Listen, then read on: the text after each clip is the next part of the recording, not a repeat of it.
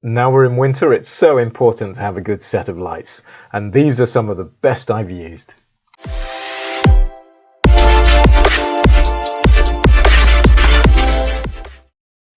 Well, it's well and truly winter here in the UK. The nights are long and it's so important to have a good set of bicycle lights. I'm a big fan of being alive, and part of that is being able to see properly and also to be seen. So over the years, I've tried all different brands and types of bicycle lights, but these ones I'm using at the moment are standouts in terms of the quality and price. So this brand I'm using at the moment are called Nestling, but they're generic. I found these lights all over the internet. They're on Amazon as well, and this particular one is Nestling. But the first thing that strikes you when you pick these up is that they feel premium. The body is made of cast aluminium. It's got this nice black hard-wearing finish. And I've really thrown these around over the past 3 years or so, and there's hardly a scratch on them. I also like the styling. I'm a big fan of this styling. They look like they mean business, and they really do pump out the light. There's 5,000 lumens to this, so I'll give you a demonstration of what that might look like later. And there's all these small attentions to detail. This handlebar attachment already has the rubber inserted in it so it doesn't slide off. And if you look at the back, there's rubber seals, these nice blue rubber seals, which stop the water ingress. And I really like this backing plate. It's really nicely finished. The rubberized button as well stops the water ingress. So it all feels premium and it all feels like it will last. Even the cabling here is pretty high quality. And this is the end joint, and there's a washer in here that stops water ingress as well. There it is there. So this attaches to the battery pack, and I've been caught in torrential downpours in this, and I've had no problems with water getting in at all. So you just screw that up and you're good to go. When you have screwed that on, the light is automatically on, and you can see 3 LED lights, tells you how much battery power's left, and then you can cycle through the lights with the light button. There's 3 intensities and an off switch. That's just from a different angle there. So for me personally, I've got about 5 hours on this on low beam and probably about 3 hours on medium beam or high beam. But I would say even on the lowest power, it is more than enough to see in complete darkness. So the unit itself is pretty small. It's probably about 5 centimeters across, so easy to fit in your pocket.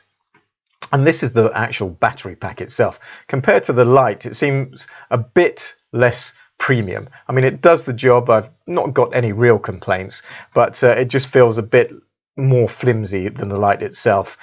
Within that, I think there's a 6,400 milliamp battery. So as I said, enough for about well, I've got about 6 hours on low light. I normally strap it onto the stem of my bike.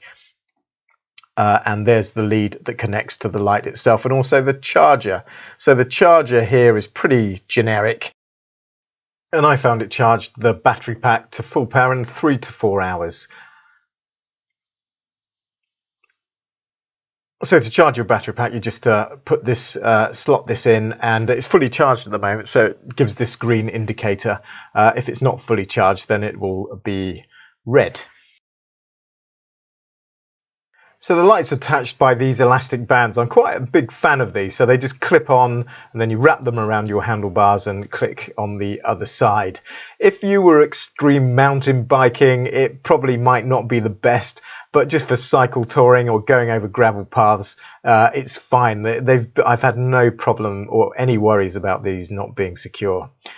So let's see how these actually touch on in real life. So just clip on the back. Wraps around the handlebars there, and then you just clip it on the back. So it takes a minute or so. So I usually attach my battery pack to the stem and then just secure it with the Velcro straps. It takes a minute or so.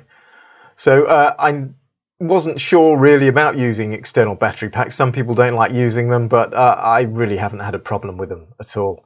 So again, this is the lead from the light, just swivels in there. It's completely weatherproof, and you can tie the the cables under the Velcro when you've finished. So this is how it actually looks, and it looks really smart. I think the quality really stands out here on these bikes, and I just like the look of these.